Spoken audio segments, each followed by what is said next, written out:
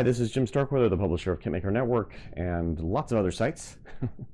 And welcome to a Monday morning mail call. This is a post-Thanksgiving Monday morning mail call. And for those of you who don't know what Thanksgiving is, well, we eat lots of turkey here in America.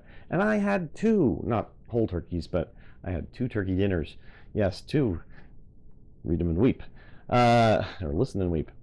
So we did get quite a few things in, thanks to Dragon USA. Another little side note before we get going here.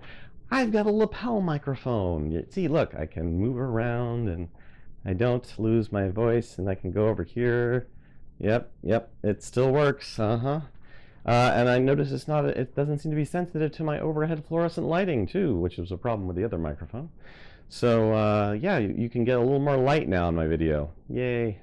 All right, well, I'll have to see how it works, though, in terms of overall. It took some tweaking with my application. I couldn't quite get the microphone to do right, and there was a little volume control next to the record button, and I just thought it was the volume level for, like, you know, whatever. But it is actually affecting the volume level for the microphone. Okay. Let's start off with the kits. Or an interesting, something interesting I got from Tamiya USA, because this was a surprise actually. Oh, I opened this and I'm kind of just reopening what I sealed back up again, but it's all of the other ones I haven't opened. I promise. The other ones are definitely fresh unopenings.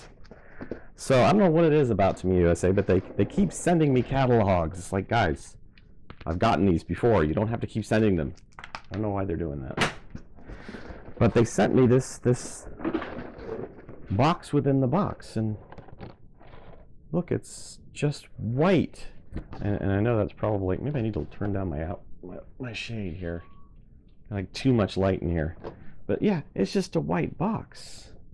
When we open it up, and look, it's a kit inside a white box, and it's their new Mazda MX-5, which I guess the box art is not ready for. So we've got a true early production release here of the Tamiya MX-5, even sans prior to box art. So we'll definitely be doing an unboxing of that in a future video, but that was kind of cool, I thought.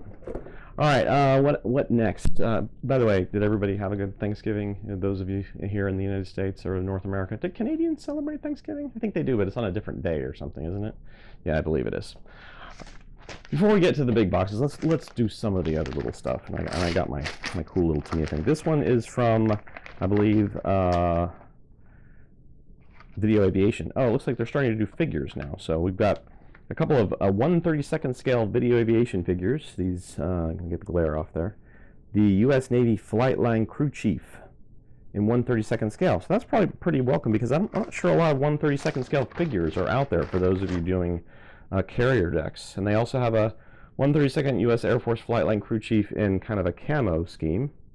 Didn't even know they wore camos on deck, but apparently they do. My camera is not cooperating with, oh, there we go, with the focusing. And this is a new thing for them, these figures. And then we have another one, U.S. Air Force Flight Line Crew Chief with tools drawer. So he's like out on the deck with, or inside a hangar maybe, with his little rolling tool chest there. That looks pretty cool as well. So those are all available for assembly kind of build reviews, or assemble reviews, I guess, if anybody's interested. By assemble, we just mean you don't paint them, you just put them together. All right, and then we've got the newest issue, thanks to History and Collections in France. Oh, this one got badly wet. Ooh, how did it get wet? It didn't get wet on my floor, did it? No, couldn't have gotten wet. It must have gotten wet through the bag. They put them in these nice bags, but I did notice there's a hole on one little corner of the bag. So yeah, unfortunately this one got twasted. I'm sorry, History and Collections. Oh my goodness, yeah. We probably won't be doing one, but we'll look at the cover. We'll get the most out of it. So the new issue is 133, and it does have some French Whippets, Berlin 1919, RG-31 Mark III, Stug 33B. Oh, actually, no, it's not a Stug. It's a Stool G, kind of like a Brumbar chassis, but I'm not familiar with that actually. And the Predator Warhammer, which is I believe the new kit from. Is it? This is the new kit from. I'm trying to remember. Tsukimura, right? Isn't that Tsukimura? I think so. Maybe not. It could just be a Warhammer kit, I guess. But it looks they have some new kits. Tsukimura has some new armor kits coming out. So yeah, unfortunately that one did not survive the shipping. I'm just gonna quickly check my floor over here because I know it was down here. But no, there's no wetness yet. Wasn't me. Yeah, I didn't think there'd be any leaks.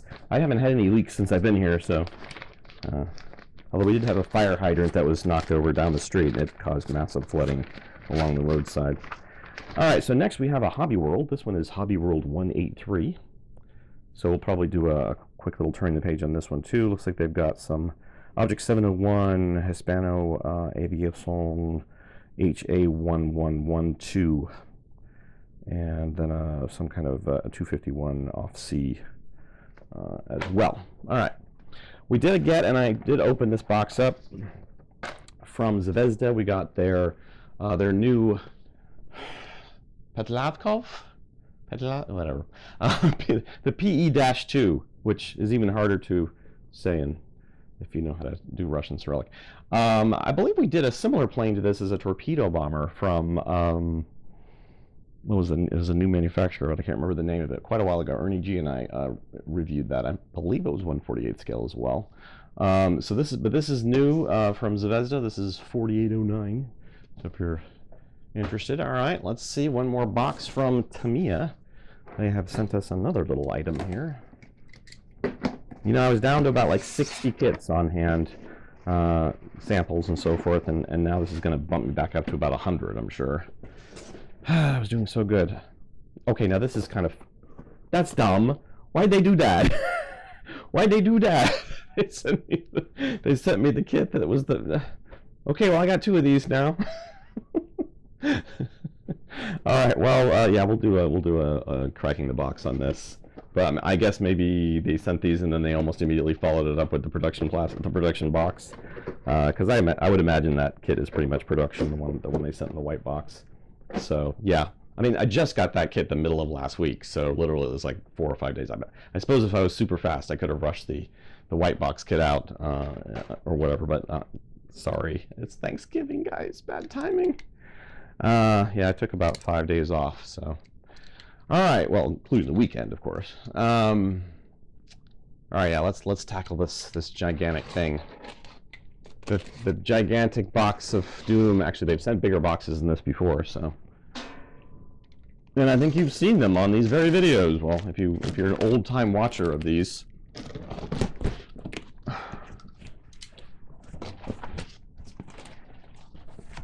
Cardboard. The packing materials. We're talking about packing materials here, not kits.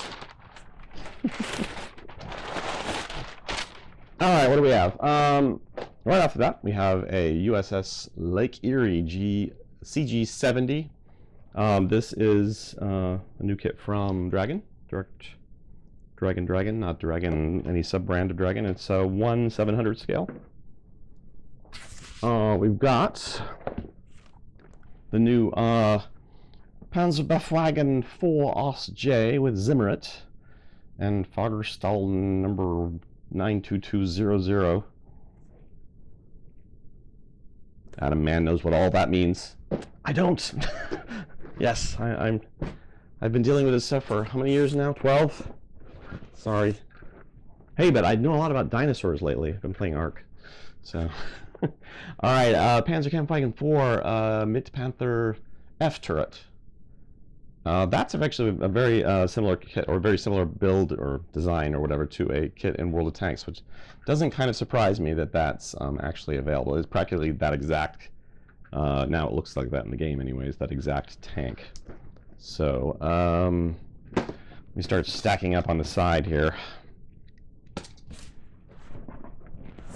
It's like reaching into Santa's bag. It was a nice box. Doing some interesting stuff with the, again, sorry, talking about the labeling and such, but the Stug 3 is like a nice orange outline here. Stug 3 OS F with 7.5 centimeter L48 last production. Sorry, the bad thing about that is now I have more glare from the overhead lights as well. I don't know why they shrink wrap all these. I guess they pull them from their general thing, because I'm pretty sure Dragon USA gets these. Well, I'm not really sure. I don't know if they get the kits in boxed from Hong Kong, or they have to box them there and then shrink wrap them there. But yeah, obviously mine don't need to be shrink wrapped. So, German 3T 4x2 cargo truck with 2cm black 38. Very nice, very utilitarian. Looks like an actual truck, and something that would have been seen in the war, not some super fantastic paper Panzer thing. Oh my goodness, that's big. Rest on motorcycle. I think we've already gotten this one from Mini Art Direct. Sorry guys. M103A1 heavy tank and 1/72 scale. It's probably a nice welcome little addition there. They did the 35th scale, so now they're following that up with a 72nd.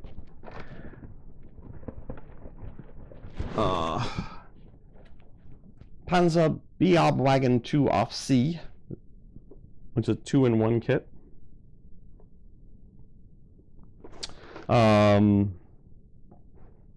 Not sure what the 2-in-1s are. They show a side view here, oops, with slightly different angles on those antennas or racks or whatever that antennas, right? Antenna array.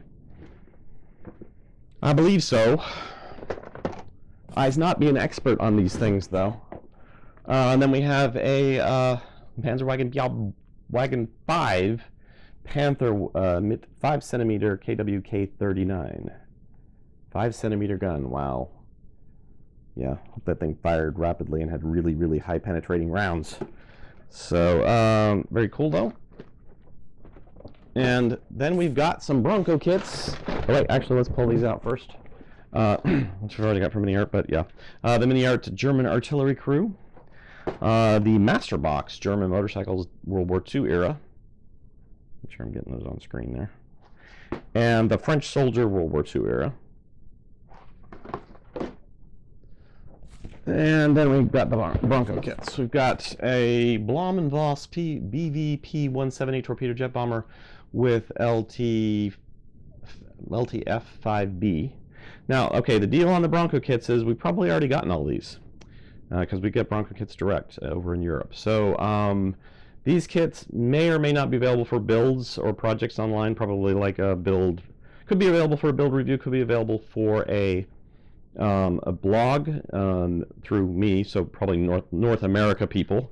We're not going to send a kit that we got overseas to, you know that makes sense. Because Darren either has these or has already sent them out to other people. So, but he would know, and he would be the person to contact via our samples list as far as which kits are available and where they are and so forth. But Panzerkampfwagen 2 FI SDKF Z122 with a UE trailer. Well, that's cool-ish. And a Morser Zugmetall 35T. These were ammunition trailing vehicles, right? Yeah, or ammunition movers, ammo movers. All right, and then, yes, it's here. The gigantic, and Dylan's going, I wonder if that, yeah, it's in there. Ugh, yep. The Airspeed AS-51 Horsa Glider Mark 1. Yeah, that's a big box. I mean, here I am, your box. So you can kinda, but it's very thick too. And we'll probably do a cracking the box video on this. I believe we've already gotten an actual in-box review, and I'm not sure if Darren's got that out to someone for a build or he's doing it himself or what the deal is. But again, he has all this knowledge, and I do not. And I keep looking down at the screen instead of right there. See, hello, hi, how you guys doing? Sorry, I'm having an affair with the screen down here, and you guys are like, he never looks at me. Sorry.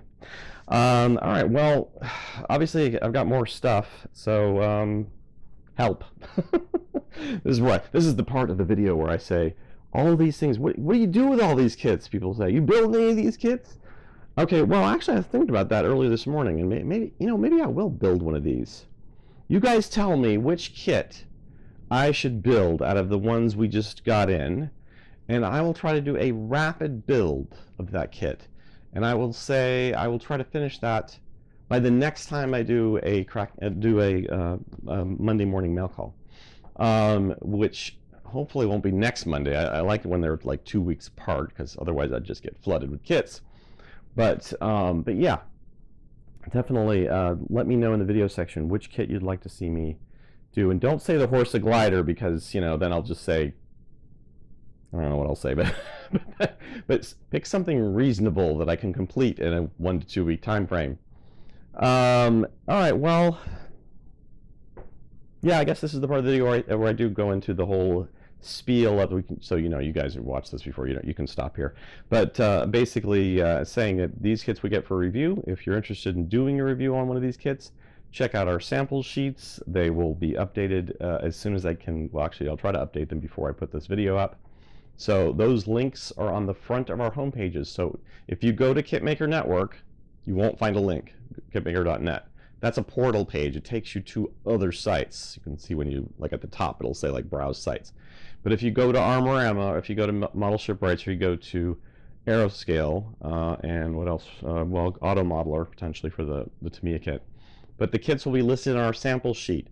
If they're assigned, there's a column there that says going to, or something like that. And so if it's got a name in that field, then obviously it's been assigned to someone.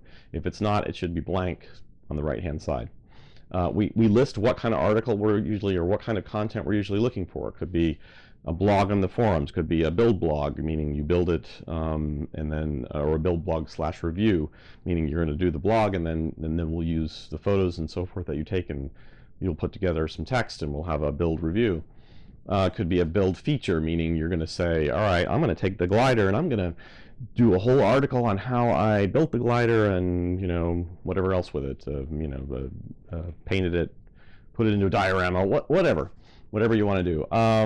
Obviously this kind of is not everybody's cup of tea. We understand that, so we're trying to reach out to the percentage of modelers out there who do this kind of thing, and have some familiarity, if not some comfort level with it.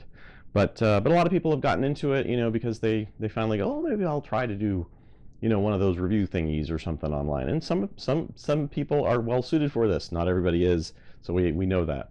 But the main thing I'd say is photos, because you got to be able to take photos of your work. Just like when you look at a magazine, you want to see good photos. You see stuff online, generally you want to see good online stuff.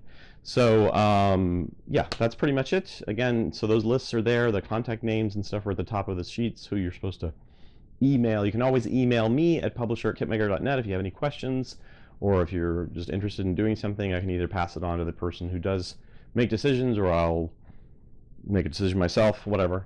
So we have about 30 staffers who do volunteer staff work on our site. So this is not just me, and this is not all stuff that's just for my own personal pleasure. Most of these kits I will never see, I will never keep. They will go on to someone else. Well, I hope most of them, because otherwise I'm going to get buried. So that's how that part of it works. And again, we do have 30 volunteer staff, but we're always looking for more help. So if it's maybe you're interested in doing something on a staff level basis, and we certainly do always need new staffers. We've had a lot of people on our staff for many years, but then again, some people, life circumstances change. They may go through a phase where they're not building that much, or they're not interested in the hobby as much as they were, say, years before. So obviously we have to part ways with some staffers on a friendly basis, and others we bring on board to continue on the work, because there is lots of work, and that's kind of what it is. But I think most people find it rewarding, simply because you're helping build the community, you're helping make something, you're maybe even changing the hobby in some small ways. But yeah, I mean, we have a lot of direct contact with manufacturers like Tamiya and others. In fact, again, I love tooting this little horn, but I believe we're the only strictly internet site that gets kits direct from Tamiya. Mostly it's magazines and things. So we're very proud of the connection we have with them, and that they've trusted us to do stuff with their kits, and just from an online basis. And we are one of the largest scale modeling sites on the globe, so that helps us out a bit. I know sometimes when people look at us, especially on YouTube, and go, oh, well, they've only got 5,000 people subbed. Well, yeah, we've got 5,000 subs. We have 70,000 plus registered members on our website. So yeah, we're on YouTube, but we're not really, you know, all about YouTube. We're mostly using YouTube for video outreach, and as well as, you know, video hosting and that type of thing. And I say outreach because obviously there are a group of modelers on YouTube that are you know, that have their own community, and I appreciate that, and I like the fact that you guys have your own YouTube community and stuff, and I'm not trying to like force you onto my site. On the other hand, I'd want to make these things available to as many people as possible, and that means working with anyone from any site and so forth, or anyone online who wants to do content contribution. So hope you're having a great holidays. You know, we're going into December here, so it's gonna get a little hectic, and this is probably our busiest time of the year. Certainly the most people are on the sites during the winter when it's cold and everybody's staying in their houses. So yeah, we look forward to a good solid season, and we'll see you next time on Monday Morning Mail Call.